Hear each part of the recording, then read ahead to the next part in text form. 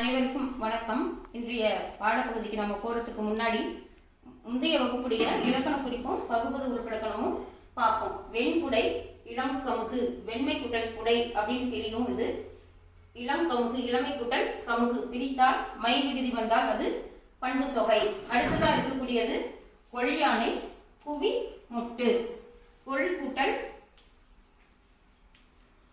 யானை இப்படி பிரியும். பிரிக்கிறப்போ குவி கூட்டல் முட்டு, குவி முட்டு. இத மூன்று காலத்துக்கும் நாம பொருத்தி சொல்லலாம். கொள்யானை, கொள்கின்ற யானை, கொள்ளும் யானை. குவி முட்டை, குவி முட்டு, குவிந்த, குவிகின்ற, குவியும் முட்டு. அதனால் இது வினை தொகை. இது இரண்டும் வினை தொகை.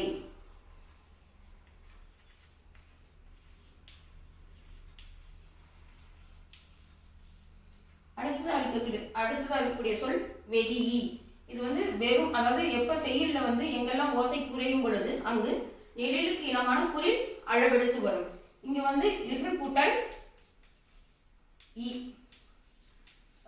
இதற்கு இனமான இ அளவெடுத்து வந்துள்ளது. இது சொல்லிசை அளவடை. அடுத்ததான் நம்ம பார்க்கக்கூடியது பகுபத உறுப்பிலக்கணம். கொண்ட அப்படின்னு நம்ம பாடப்பகுதியில் கொடுத்துருக்காங்க. இது எப்படி பிரிக்கிறது? கொள்,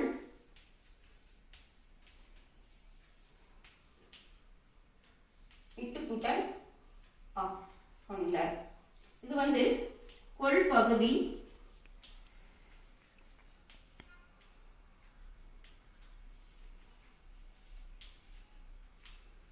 இன் ஆனது விகாரம்.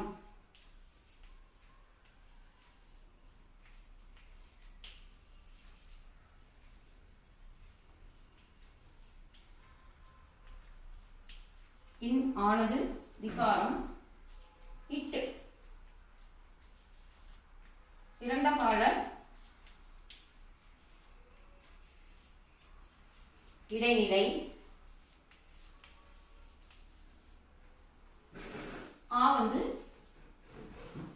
கொண்ட பரிசு. இது இங்க இன்னும் காலம் முடியாம இருக்குது. இதுக்கு பின்னாடி தொக்கி நிக்குது. இது கூட ஒரு வினையோ பெயரோ சேர்த்து பார்க்கணும். பெயர் சேர்ந்தா பெயரெச்சம், வினை சேர்ந்தா வினையெச்சம். இது ஒரு வினைச்சொல். இந்த வினைச்சொல்லோட எது சேருதோ அந்த எச்சமாக இது மாறும். இப்ப கொண்ட அப்படிங்கிறதுக்கு அப்புறமா ஒரு பெயர் சொல் தான் சேரும். இது கூட கண்டிப்பா வினைச்சொல் சேராது. பெயரெச்ச விகுதி. பெயரெச்ச விகுதி. இதுதான் சென்ற பாடப்பகுதியில் இருந்தக்கூடிய இலக்கண பகுதி. திரும்பவும் எப்படி பிரிக்கணும்? கொள் கூட்டல், இது ஒரு விகாரம் அப்படின்னு மாறுச்சுனாவே அது அடைப்பு குறிக்குள் எழுதணும். இட்டு கூட்டல் ஆ, கொள் பகுதி, இன் ஆனது விகாரம், இட்டு இறந்த கால இடைநிலை. நான் ஏற்கனவே அதை வாங்கிட்டேன். கொண்ட பரிசு, ஆ பெயரெச்ச விகுதி. ஏன் இலக்கண குறிப்பை நம்ம படிக்கிறோம் அப்படின்னா 10ஆம் வகுப்பு அரசு பொதுத் தேர்வுல 2 மார்க் வினாவுக்கு நீங்க கட்டாயம் விடையெளி பகுதியில இது வரும். அதுக்கப்புறமா இன்றைய பாடப்பகுதிக்கு நாம போலாம்.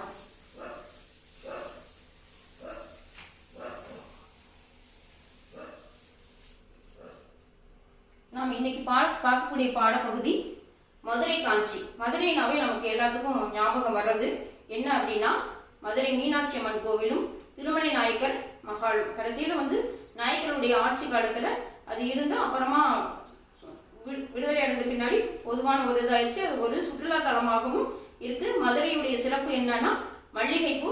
அது மட்டும் இல்லாம இன்னும் என்ன மதுரைக்கு சிறப்பு இருக்குன்னா தூங்கா நகர், திருவிழா நகர்னு வேற சிறப்பும் இருக்கு. மதுரையில விடிய விடிய எல்லா வியாபாரமும் நடக்கும். தூங்கா நகர் எப்பவுமே திருவிழா நடக்கும்.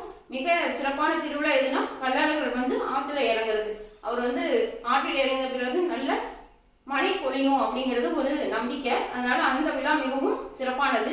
இது மட்டும் இல்லாம எல்லா தொழில் செய்வோரும் கூடி பிரியக்கூடிய ஒரு இடமாகவும் மதுரை இருக்கிறது. அந்த மதுரையை பற்றி நாம் இப்ப இன்றைய பாடப்பகுதியில பார்ப்போம். பாடத்துடைய தலைப்பு மதுரை காஞ்சி.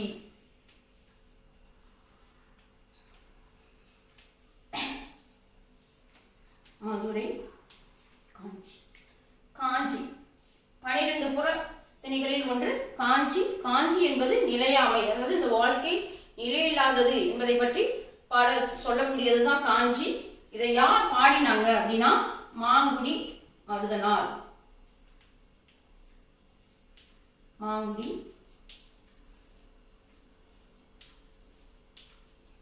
இவர் வந்து திருநெல்வேலி மாவட்டத்தை சார்ந்தவர்.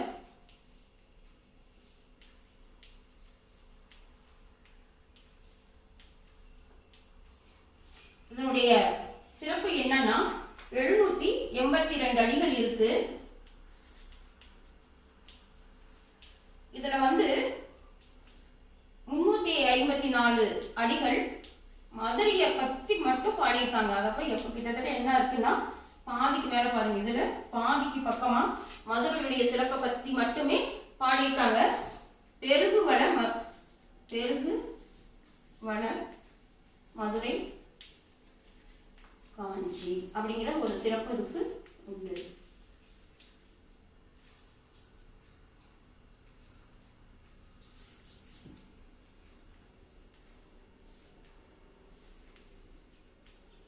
பெருகுவள மதுரை காஞ்சி அப்படிங்கிற ஒரு சிறப்பும் இதற்கு உண்டு.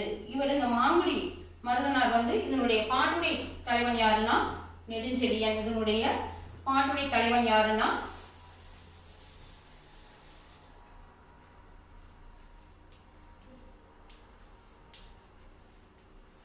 நெடுஞ்செழியன். இவனுக்கு வந்து வாழ்க்கை நிலையாமையை பத்தி அறிவுறுத்தணும் அப்படிங்கிறதுக்காகவே இந்த செயல இவர் பாடியிருக்காரு. இவர் இது மட்டும் இல்லாம 8 தொகையில ஒரு 15 பாடல்களுக்கு மேல இவர் பாடியிருக்காரு. இனிமே நம்ம வந்து பாடப்பகுதியில கொடுத்திருக்கக்கூடிய செயலை இப்ப நாம பார்க்கலாம். மதுரை மாநகரத்துடைய சிறப்பை நாம இப்ப பார்க்கலாம். மண்ணுற ஆழ்ந்த மணிநீர் கிடங்கின் விண்ணுற ஓங்கிய பல்படை புரிசை தொல்வழி நிலையிய அணங்குடை நெடுநிலை நெய்ப்பட கரித்த தின்போர் கதவின் மழை ஆடும் மழையின் நிவந்த மாடமுடு வையை அன்ன வளக்குடை வாயில் வகைபெற எழுந்து வான மூழ்கி சில்காற்று இசைக்கும் பல்புலை நல் இல் ஆறு கிடந்தன அகல் நெடுந்தெருவில் பல்வேறு குழாத்து இசை எழுந்து ஒலிப்ப மாக்கால் எடுத்த முன்னீர் போல முழங்கிசை நன்பனை அரைவனர் நுவல கயம் குடைந்தன்ன இயம் தொட்டு இமிழிசை மகிழ்ந்தோர் ஆடும் கலிகொள் சும்மை ஓவு கண்டன்ன இருபெரு நியமத்து. இது வந்து மதுரை காஞ்சியில் இருக்கக்கூடிய பாடலடிகள். இதையே அடுத்த பக்கத்தில் எளிமைப்படுத்தி கொடுத்துருக்காங்க. அதை பாருங்க. மண்வரை ஆழ்ந்து தெளிந்த அகழி விண்ணை முட்டும் கற்படை மதில்கள் தொன்மை உடைய வலிமை மிக்க தெய்வத்தம்மை பொருந்திய நெடுவாசல் பூசிய நெய்யால் கருத்த கதவுகள் முகில்கள் உழவும் மலையொத்த மாடம் வற்றாத வைகை போல் மக்கள் செல்லும் வாயில் மாடம் கூடம் மண்டபம் எனப்பல வகைபெற எழுந்து வானம் மூழ்கி தென்றல் வீசும் சாளர இல்லம் ஆற்றை போன்ற அகல் நெடும் தெருவில் பழமொழி பேசுவோர் எழுப்பும் பேச்சொலி பெருங்காற்று புகுந்த கடலொளி போல விழாவின் நிகழ்வுகள் அறையும் முரசு நீர் குடைந்து போல் கருவிகளின் இன்னிசை கேட்போர் ஆடும் ஆரவார ஓசை ஓவியம் போன்ற இரு பெரும் கடைத்தெருக்கள். இதில் என்ன மதுரையுடைய சிறப்பு என்ன சொல்லியிருக்காங்கன்னா மதுரையுடைய நகரமானது ஆழமான தெளிந்த நீரை உடைய அகழி உடையது. அகழி எதுக்கு அப்படின்னா கோட்டையை பாதுகாக்கக்கூடிய ஒரு அரண். அகழியை வந்து ஆழமாக வெட்டிட்டு அதுக்குள்ளே முதலையெல்லாம் விட்டு வளர்த்துவாங்க. அதனால் அகழியை தாண்டி யாரும் கோட்டைக்குள்ளே போக முடியாது.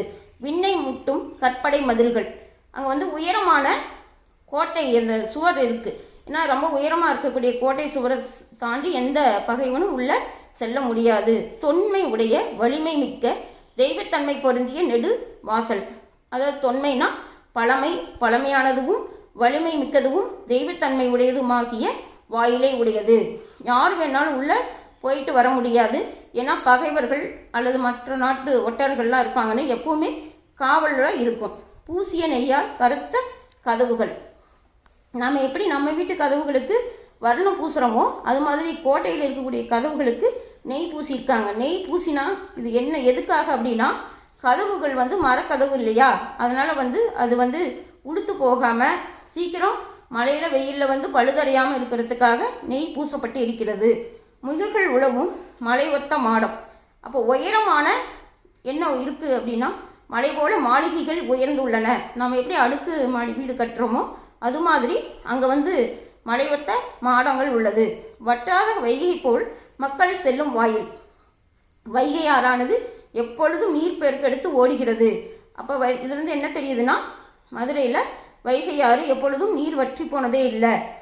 அதுதான் 12 மாதங்களும் நீர் பெருக்கு சென்று கொண்டே இருக்கும். அதுபோல் அங்கு மக்கள் வந்து அந்த கோட்டை வாயில் வழியாக செல்வதும் வருவதுமாக இருக்கின்றனர். மாடம், கூடம், மண்டபம் என பல வகை பெற எழுந்து வானம் மூழ்கி தென்றல் வீசும் சாளர இல்லம். நம்ம எப்படி வீட்டுக்கு வந்து ஜன்னல், கதவு இது மாதிரிலாம் வச்சு கட்டுறோமோ அதே மாதிரி அந்த மதுரையில் இருக்கக்கூடிய வீடுகள் மண்டபம், கூடம், அடுக்களை, அதாவது அடுக்கலைனா சமைக்கக்கூடிய இடம் என பல்வேறு பிரிவுகளை கொண்ட வான் வரை ஓங்கிய தென்றல் காற்று இசைக்கும் பல சாளரம் அப்படின்னா ஜன்னல்களை உள்ள நல்ல வீடுகள் அங்கே இருக்குது. அடுத்ததாக ஆற்றை போன்று அகல் நெடும் தெருவில் பல மொழி பேசுவோர் எழுப்பும் பேச்சொலி. ஒரு கடை வீதி அப்படின்னா ஒரு மொழி பேசுவோர் மட்டும் அங்கே வந்து கூடுவது கிடையாது. ஏன்னா அது வந்து நகரத்தோட ஒரு மைய பகுதி. நம்ம ஊரில் எப்படி பல மொழிகள் பேசுகிறவங்க இருக்கோமோ அதே மாதிரி அங்கேயும் கடை வீதியில் பல மொழிகள் அவங்களுக்கு தெரிந்த மொழிகளை அவங்கவுங்க பேசக்கூடிய பேச்சரவும் கேட்டுக்கொண்டே இருக்கிறது. பெருங்காற்று புகுந்த கடலொளி போல விழாவின் நிகழ்வுகள் அறையும் முரசு. இப்போ அடுத்தது என்ன சொல்கிறாங்கன்னா, இசைக்கருவிகளை இயக்குவதால் உண்டாகும் இசை நீர்நிலைகளை கையால் குடைந்து விளையாடும் தன்மை போல எழுகிறது. இப்போ வந்து அமைதியாக இருக்கிற தண்ணியில் சத்தம் கேட்காது. அதுவே தண்ணிக்குள்ளே எழுந்து நீ கையால் அடித்தேன்னா அதுலேருந்து ஒரு வகையான இசை எழும்பும். இது எதுக்கு ஒப்பிட்டு சொல்லியிருக்காங்கன்னா, அங்கே வந்து விழா நிகழ்வுக்காக இசைக்கப்படும் இசைக்கருவி போல உள்ளது அப்படின்னு சொல்லியிருக்காங்க. முரசு என்பது ஏதாவது ஒரு திருவிழா, திருமணம், போர் இது மாதிரி நடக்கக்கூடிய சமயத்தில் முரசு அறிந்து செய்தி அறிவிக்கப்படும். கேட்போர் ஆடும் ஆரவார ஓசை. அந்த முரசு அறியும் செய்திகளை கேட்டு அங்கு இருக்கக்கூடிய மக்கள் அதன் இசையில் மயங்கி தெருக்களில் ஆடி பாடி மகிழ்கின்றனர். ஓவியம் போன்ற இரு பெரும் கடைத்தெருக்கள். மதுரையில் வந்து 2 கடைத்தெருக்கள் இருக்குது. ஒன்று நாலங்காடி, இன்னொன்று அல்லங்காடி. இது 2 ஓவியம் போல் காட்சியளிக்கிறது. ஒன்று வந்து பகல் நேரத்தில் நடக்கக்கூடியது, மற்றொன்று இரவு நேரத்தில் நடக்கக்கூடியது. அப்போ 24 மணி நேரமும் அங்கு தொழில் நடைபெற்று கொண்டே இருக்கும். இன்றைய வீட்டு பாடம் என்னங்கிறத நான் இப்போ சொல்கிறேன். மதுரை காஞ்சி பெயர் காரணத்தை குறிப்பிடுக. அடுத்ததாக என்ன எழுதுனா, மாக்கால் எழுத்த முன்னீர் போல இடம் சுட்டி பொருள் விளக்கம் தருக. அடுத்ததாக பகுபத உறுப்பிலக்கணம். இந்த பாடப்பகுதியில் இருக்கக்கூடிய ஆழ்ந்த, ஓங்கிய, மகிழ்ந்தோர், இது 3 தான் இன்னைக்கு உண்டான வீட்டு பாடம். நீங்கள் வந்து இந்த மாக்கால் எடுத்த முன்னீர் போல இடம் சுட்டி பொருள் விளக்கம் தருக. இது வரைக்கும் நீங்கள் இடம் சுட்டி பொருள் விளக்குக எழுதுனது இல்லைன்னு நினைக்கிறேன். ஃபர்ஸ்ட் இடம். இப்பாடல் அடியானது மதுரை காஞ்சியில் இடம்பெற்றுள்ளது. அடுத்ததாக என்ன எழுதணும் அப்படின்னா, இந்த பாடல் அடிய பொருளை நீங்கள் என்னான்னு எழுதிக்கணும். மாக்கால் எடுத்த நம்ம புக்லி 191 பக்கத்தில் இருக்கு பாருங்க. மாக்கால் எடுத்த முன்னீர் போல, இந்த ஒரு வரியோட பொருளை மட்டும் நீங்கள் எழுதக்கூடாது. அதுக்கு முன்னாடி இருக்கக்கூடிய அந்த வீதிகளில் அது முரசு அறைவது எப்படி இருக்குது அப்படின்னா, நீர்நிலையில் குதித்தோ அல்லது கையால் தட்டி ஓசை எழுப்புவது போல உள்ளது. அந்த ஓசையை கேட்டு அங்கு இருக்கக்கூடியவர்கள் தெருக்களில் ஆடிப்பாடி மகிழ்கின்றனர். இடம் சுட்டி பொருள் தருக. பொருளுக்கும் இதையே நீங்கள் எழுதினா போதும். இந்த 3 வினாக்களுக்கும் விடை எழுதுவோம். நன்றி, வணக்கம்.